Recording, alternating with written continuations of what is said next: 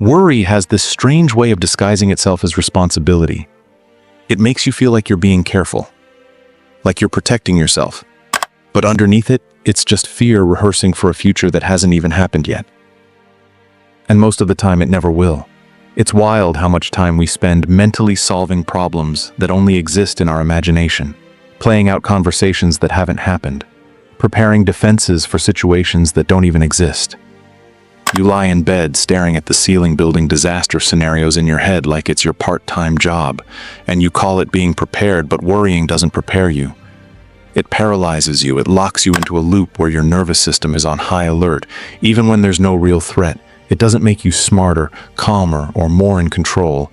It just makes you exhausted, and the moment you step back, even for a second, you realize how much of your mental energy was being drained by thoughts that had no business being there in the first place. You start to notice the pattern. The things you worried about last month, half of them didn't even happen. The ones that did, you handled them. Not because you stressed about them, but because you showed up when it was time. Worry didn't help, presence did. And here's the most surprising part: when you stop worrying, you don't become careless, you become focused. You stop scattering your energy across infinite what-ifs and start showing up to what is. And that's where everything begins to shift. Not because life magically becomes perfect, but because you're no longer living in a future that's built entirely on fear. The heaviness starts to lift. You stop gripping so tightly. You give yourself permission to breathe again. Not because everything is solved, but because you finally realized you don't need to suffer your way through life just to feel safe. And when that shift happens, when worry loses its grip, that's when everything else starts to align. Most people don't realize it, but worry is just the brain trying to feel useful.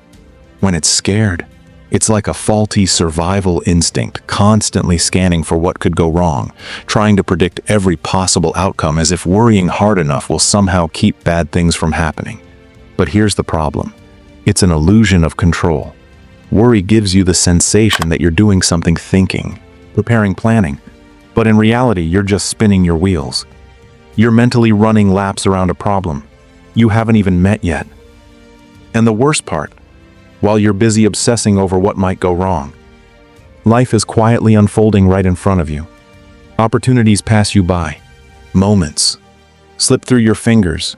You miss out on peace, connection, creativity. Not because they aren't there, but because worry makes you blind to them. The real shift happens when you stop asking, what if everything goes wrong, and start asking, what if I'll be okay? Even if it does. That one question changes everything. Because confidence isn't built by avoiding chaos. It's built by moving through it, one grounded breath at a time. It's built by realizing that you can meet discomfort without collapsing.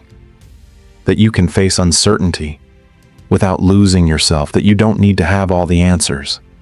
You just need to stay present enough to hear them when they come. When you stop feeding the worry, you stop needing to predict the path. You learn to respond instead of panic. You trust that whatever comes, you'll show up for it. Not perfectly, not with a flawless plan, but with presence, clarity, and calm. That's when life begins to flow differently. Conversations feel lighter. Decisions feel cleaner. Even mistakes don't hit as hard, because you're no longer interpreting every misstep as a sign that things are falling apart.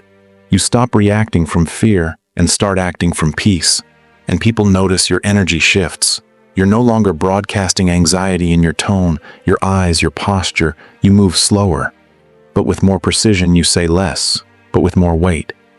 You stop trying to control every detail and start becoming the kind of person who doesn't need to, because your presence alone carries strength. And that's when things around you begin to change. Not because you forced them to, but because you stopped fighting them with worry. Here's something that might sting a little. A lot of the problems you think you have aren't actually problems. There are stories created by worry. You're not always overwhelmed by your situation. You're overwhelmed by your interpretation of it, the meaning you've assigned to it, the future outcomes you've imagined that may never arrive. Worry has a way of turning small things into monsters. A single unread message becomes a sign. Someone's upset with you. A quiet room becomes proof you're not doing enough. One unexpected event, and suddenly your whole day feels like it's spiraling. But what if you didn't add meaning? What if you didn't jump to conclusions? What if you simply let things be what they are without instantly making them personal, negative, or permanent? This is where life starts to simplify itself. Not because you've gained more control, but because you've stopped coloring everything with fear. One of the most freeing things you can do is stop narrating your life with worry. You don't need to constantly analyze how things will unfold. You don't need to forecast disaster. You don't need to overplan for every possible outcome. In fact, the most powerful people you'll meet often seem oddly calm in the face of chaos. Not because they've mastered life, but because they've stopped letting their minds tell a scary story about every unknown. They know the truth. Worry is just the mind trying to write a script. It was never meant to control, and ironically, when you stop obsessing over what might happen, you finally have space to focus on what is happening. That's where the growth is. That's where real alignment begins.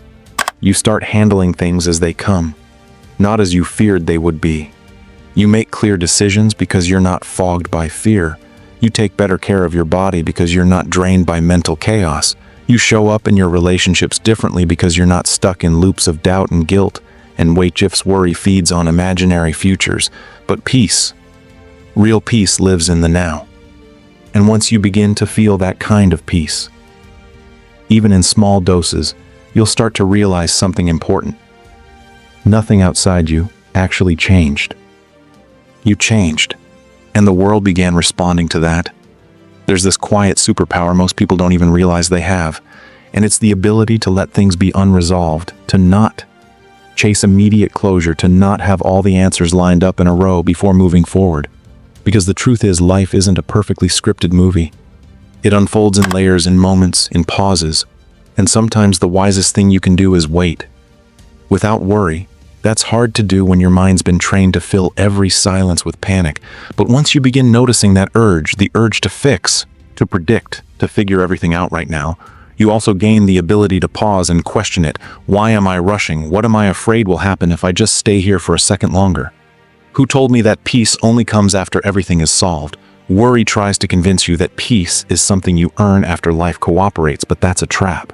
If you're always waiting for everything to be perfect before you allow yourself to breathe, you'll be holding your breath for the rest of your life. Real peace, the kind that doesn't collapse under pressure, doesn't come from controlling your circumstances. It comes from unhooking your emotional state from them, from choosing presence even when things are uncertain, from learning to sit with life when it's unfinished, unpolished, and unresolved, and still not letting it steal your center. And this is where everything begins to shift. Because once worry loses its grip, you regain access to your energy, your creativity, your sense of direction. Life starts to feel smoother. Not because you're lucky, but because you're finally moving with it, not against it. The situations might look the same, but you feel different inside them, more grounded, more clear, less desperate for answers, more open to possibilities, and that's when things start falling into place. Not because you forced them, but because you finally stopped pushing so hard and started trusting your own stillness. Most people never stop to question why their minds are always busy. They just assume it's normal, like that background hum of a machine that's always on. But here's what rarely gets said. A noisy mind isn't a strong mind. It's a mind that's been trained to survive, not to live. We've normalized anxiety as ambition. We've confused restlessness with productivity. And we've come to believe that if we're not constantly thinking, something must be wrong. But overthinking doesn't mean you're evolving. It usually means your nervous system is stuck in overdrive, replaying old fears under new disguises. Here's the truth. Most people avoid worrying. Makes you feel like you're participating in life. But really, you're just watching your life from the sidelines, micromanaging every possible outcome in your head. While the actual moment slips away, you don't experience the beauty of a sunset. Because your mind is reviewing your to-do list. You don't hear what someone's really saying because your brain is already planning how to respond. You're in the room, but not really there. But the moment you start pulling back from that, not by force but by awareness, things begin to shift. You start catching yourself mid-worry, And instead of spiraling, you breathe. You remind yourself, this is not happening now. This is a story. My mind is writing, and I can close the chapter at any moment. That's when you begin returning to your body. You notice the way your breath moves, how your feet feel on the ground, how your chest loosens just a little when you stop feeding the panic. You begin re-inhabiting your life. Not as a character trying to survive the plot, but as the author choosing how each line unfolds. You realize you can't wear your way into a peaceful future. But you can choose peace right now, not as a final destination, but as a repeated decision. And the more you make that choice, the more you build that muscle, the easier it becomes to return to yourself. No matter how loud the world gets, one of the most overlooked truths about worrying is this: it's addictive. Not in the way that makes you feel good, but in the way it gives you a strange sense of control. It keeps your mind busy, gives you something to do, something to fixate on, as if the act of worrying itself is productive. But the reality is, most of the time, it's just distraction, dressed as responsibility. And that distraction comes with a cost. It pulls you away from joy, not in big dramatic ways, but in tiny quiet ones. You laugh, but your mind's still halfway stuck in a scenario that hasn't happened. You try to enjoy your day, but there's that lingering hum in the background, whispering, "What if?" about things you can't even control. And without realizing it, you've built your whole inner world around preparing for storms that may never come. But here's the shift. When you catch yourself in that spiral, and instead of feeding it, you pause. You start retraining your nervous system. You start showing your body what safety feels like without needing everything to be perfect. You begin realizing that safety isn't something you'll find someday when everything's figured out. It's something you create when you stop treating uncertainty like a threat. You don't need to have all the answers. You just need to stop mistaking your thoughts for facts. Just because a fear shows up doesn't mean it's true.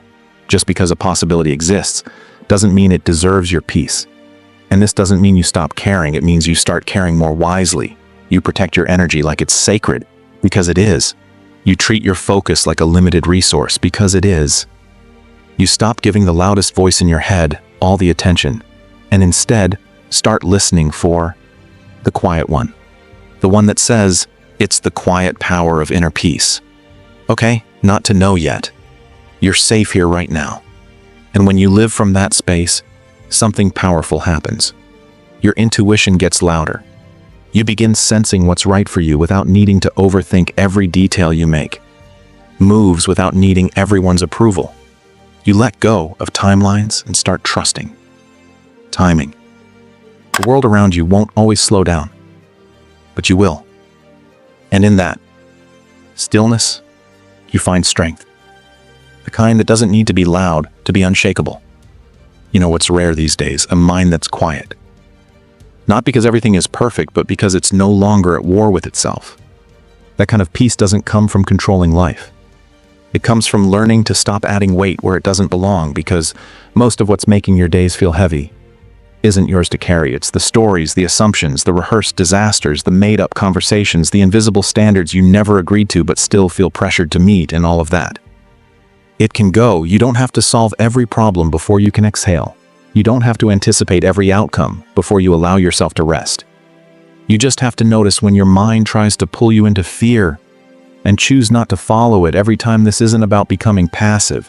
It's about learning when to stop gripping so tightly. It's about walking through life, open, not armored, present, not panicked. Because life responds differently when your energy shifts.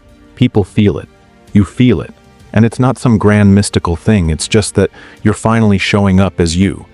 Not a future version, not an over-calculated version. Just the version of you that trusts that whatever happens next, you'll meet it when it arrives and not a second sooner.